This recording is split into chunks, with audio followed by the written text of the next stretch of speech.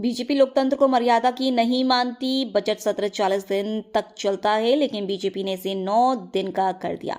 खुद के विधायक को 15 करोड़ और विपक्ष के विधायकों को 0 रुपए। बीजेपी वाले जनता का विरोध करते हैं। जो बीजेपी को वोट नहीं देगा उसका विकास नहीं होगा। जितना बड़ा बजट लाएंगे उतना कर्जा होगा। कर्ज लो, बजट बनाओ, कमीशन हम कमाओ और सौरभ शर्मा बनाओ, ये काम सरकार का है। से राय ली है, क्या कांग्रेस से विपक्ष के नाते राय ली गई, आपके विधायकों से राय ली गई कि बजट में क्या कुछ देना है, आपके क्षेत्रों में क्या विकास के काम करने हैं?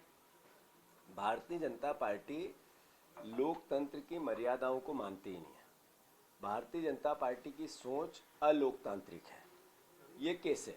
सदन बजट सत्र चलता है कम से कम 30-30, 35-35, 40-40, 45-45 दिन। उसको इन्होंने 9 दिन पे लाके टिका दिया। जो बजट सत्र देश में अलग अलग राज्यों की विधानसभाओं के होते हैं, उसमें मध्य प्रदेश का जो समय है वो दूसरे राज्यों से 5%, 7% भी नहीं है। ये मैसेज करता है कि इनको जनप्रतिनिधियों की बात सुननी नहीं। वन, दूसरा, सरकार जब बजट का आवंटन करती है तो अपने विधायकों को 15-15 करोड़ देती है और विपक्ष के विधायकों को 0। ये मैसेज क्या है? ये मैसेज ये है कि जिन्होंने उनको वोट नहीं दिया वो उनके खिलाफ है। मतलब उस जनता का अपमान करते हैं, उसके अधिकारों का हनन करते हैं जिनने कांग्रेस का विधायक चुना। ये भारतीय जनता पार्टी की सोच है। जहाँ तक बजट का प्रोसेस है, इनकी हालात क्या है? जितना बड़ा बजट लाएंगे उससे बड़ा कर्जा है। जितना बड़ा बजट लाएंगे उसमें फिजूल खर्ची का सबसे बड़ा एक तरह सेगमेंट रखेंगे और फिर फिजूल खर्ची में भी योजनाएं ऐसी बनाएंगे जिसमें करप्शन कैसे हो, और सौरभ शर्मा जैसे व्यभिचारी कैसे, आर्थिक व्यभिचारी, ये कैसे पनपे। ये इस सरकार का बजट का असली चरित्र है। कर्ज लो, बजट बनाओ, करप्शन कैसे हो उसकी के रास्ते ढूंढो और कमीशन लेके सौरभ शर्मा जैसे लोगों के साथ मिलके जेब भरो। ये है बजट की वस्तु स्थिति। नहीं, बात यह है कि सवाल ये है कि एक मंत्री ने ये कहा कि जनता आवेदनों से भीख मांगती है।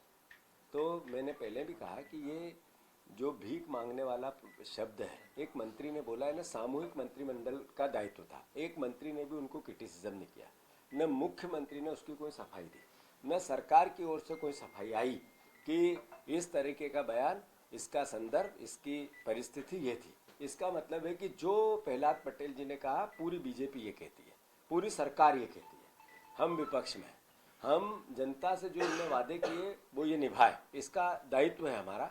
हम इस कर्तव्य को निभाएंगे। तो चूंकि उन्होंने कहा कि भीख जनता मांगती, आवेदन करता, तो फिर CL हेल्पलाइन क्यों है? क्यों ये जगह जगह लोक अदालतें और अपने जो जन सुनवाई लगती है? ये आवेदन ही तो है। तो इनको सबको आप भिखारी कहते हो, या तो वो बंद करो। दूसरी बात, मोहन यादव के बस में नहीं है मंत्री। जो मुख्यमंत्री है, इनकी प्रासंगिकता मंत्रियों के पार्ट से कमजोर होती जा रही है।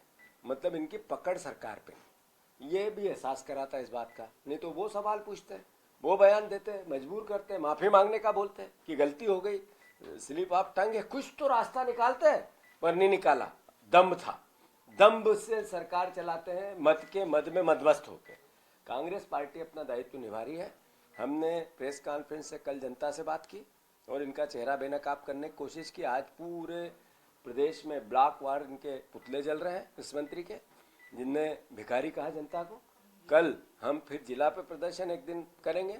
ऐसे ही किसान अपनी मांग को लेकर आएंगे कि ये भिखारी नहीं है, हमारा अधिकार है। हमें देना पड़ेगा आपको 3100 का धान, आपको देना पड़ेगा 6000 का सोयाबीन, आपको देना पड़ेगा 2700 के गेहूं, आपको देना पड़ेगा जो आपने वादे किए किसान संबंधित, वो किसान कांग्रेस करेगी। हर मंत्री के यहाँ हमारे यूथ कांग्रेस के कार्यकर्ता जो इनकी डिमांड है सब लेके अभी 15 तारीख तक जाएंगे। कोई भी एक भी मंत्री का घर और उसके घर जाएंगे, ऑफिस जाएंगे और कहेंगे हाँ हम भीख मांगेंगे जनता के लिए, दो ये हमारा जो जनता से वादे किए। हमारा दायित्व है और हम निभाएंगे। औरंगजेब को लेकर